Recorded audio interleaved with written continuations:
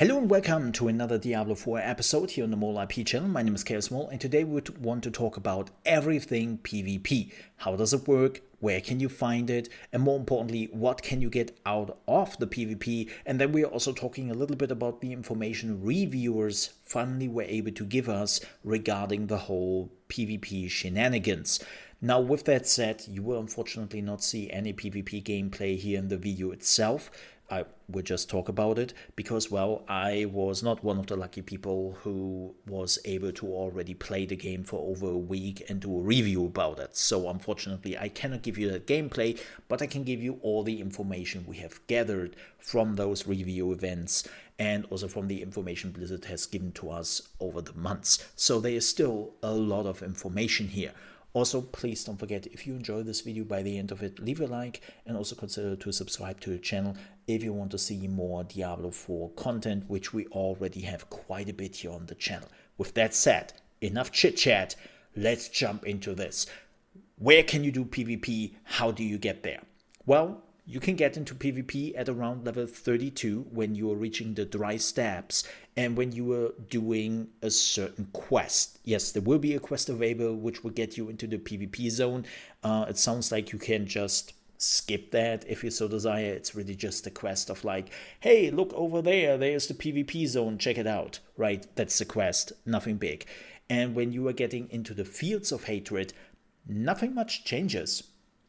It's still pretty much the same thing you have been doing over and over in PvE. You are killing tons of mobs, you are doing certain world events which are popping up quite frequently. Apparently the whole zone is very dense, there are tons of enemies there, and you have a lot of PvE activities happening in that zone. Also, what is very important, there is tons of loot in it for you. And I'm not just talking about the special Seeds of Hatred, which is more or less the PvP currency. I'm talking about items which can just drop, money, or other crafting materials you need to upgrade your equipment. So even if you at some point getting murdered by other players and you would lose all your Seeds of Hatred, you can still retain a lot of equipment in that area. So let's talk about the Seeds of Hatred. What is that? Well, as I said, it is the wannabe PvP currency you are just gaining by killing PvE mobs or attacking other players and then murder them and they can drop them. Now, the Seeds of Hatred themselves are pretty useless. They have no worth to you whatsoever. And as I said, if you are getting murdered, you lose all of them. And it doesn't matter if you die through a PvE mob or through a PvP mob. Also, if you're leaving the zone or you are teleporting back to the town, you will lose all your seeds. So what can you do about it? Well, you have to find like those purification shrines, and then you are starting a ritual. And when the ritual starts, all your seeds will be in that ritual. A timer will pop up. The last thing we have seen from the reviews is 50 seconds. And then PvE enemies will come into the zone trying to attack you. But also, all the players will be notified that a purification ritual started and points a pretty big target on your back, right?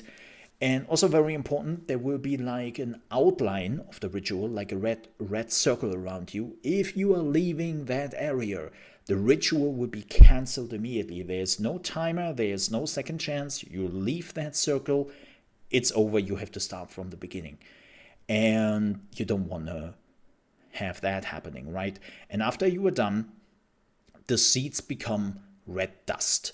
And red dust is your PvP currency. This is the actual currency which can utilize to buy your items. And it cannot be taken from you. The red dust is safe. Nobody can take that from you. Nobody can steal it. You cannot lose it. You can only spend it. That's the only thing you can do. Now, we will talk a little bit later about the rewards you can get with the red dust, but let's talk about the rules in the PvP zone a little bit. So, first things first, there are not really a lot of rules here. Everyone can go in there. There is no, like, level check. Like, let's say you are level 50. You can actually fight somebody who is level 70. That means they have a level advantage. They might have a paragon advantage. They might have an equipment advantage, right? There are no rules. And last but not least, they can even have a group advantage. You can meet other groups of players even when you are playing alone. So keep that in mind when you are going into the fields of hatred and you are like, man, I just want to farm here. That might not happen because there are a lot of people who want to see you dead and they might be much stronger than you are. And Blizzard made it very clear that at the release, fields of hatred will not be balanced. Now, that doesn't mean they don't care for the balance. That doesn't mean that there will be a lot of balance changes and other things are coming to Diablo just to make the PvP right. Blizzard has already said that they are planning doing this, but it will not happen at release. So at release, it will be chaos. And that might be completely fine, but we have to figure that out when it happens.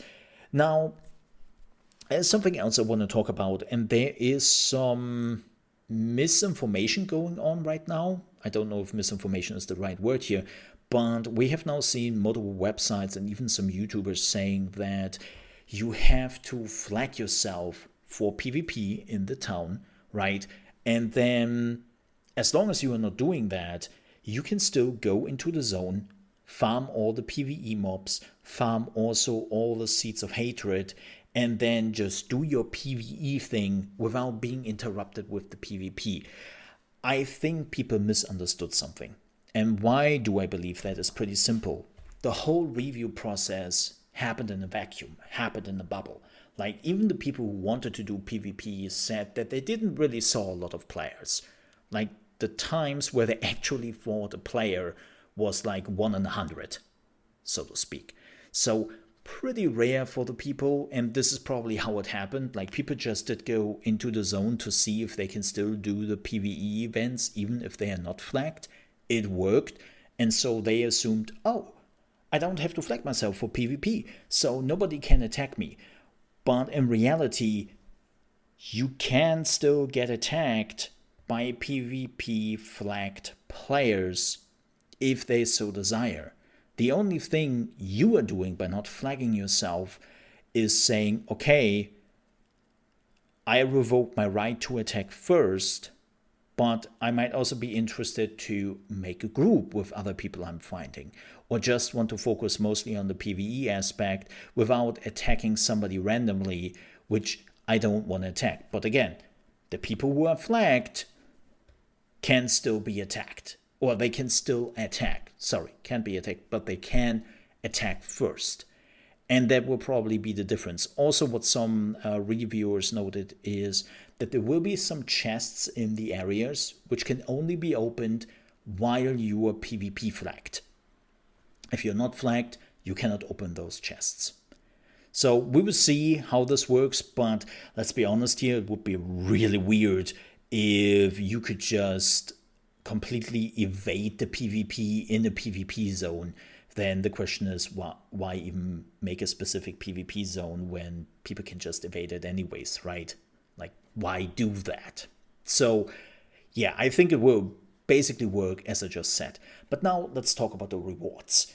So, when you have the purified seeds, aka the red dust, you will be able to go back to the city. And then you can go to specific PvP merchants, and they are multiple of them. So we know there's a PvP merchant for skins. There's a PvP merchant for actual equipment, which will make you stronger. And then there's also a merchant which is apparently selling some scrolls for dungeons. So even if you're only interested in the whole PvE aspect of this, because that's the outcome you're aiming for, there are still things you can get by doing a little bit of PvP, which will then help you in PvE. So there is actually more than just bashing each other's faces in, right? Which is also nice, don't get me wrong. But if you're looking for like a reason to actually do it besides the fun, there's a reason. There are merchants, and you can buy like a lot of stuff. And as I said, the gold, the resources, the items which actually drop from mobs in that zone, they're immediately bound to you. You will not lose those. The only thing you can lose is the seeds of hatred. That's the only thing you can lose before they're becoming red dust. But that is basically all you have to know about PvP right now. Keep an eye out for more PvP videos here on the channel. We will definitely do some. Like, this channel will focus on a lot of PvP, so if you enjoy that, stick around. And with that said, I wish you a lot of fun in Diablo 4 when it comes finally out tomorrow. And till then, stay safe. Bye bye.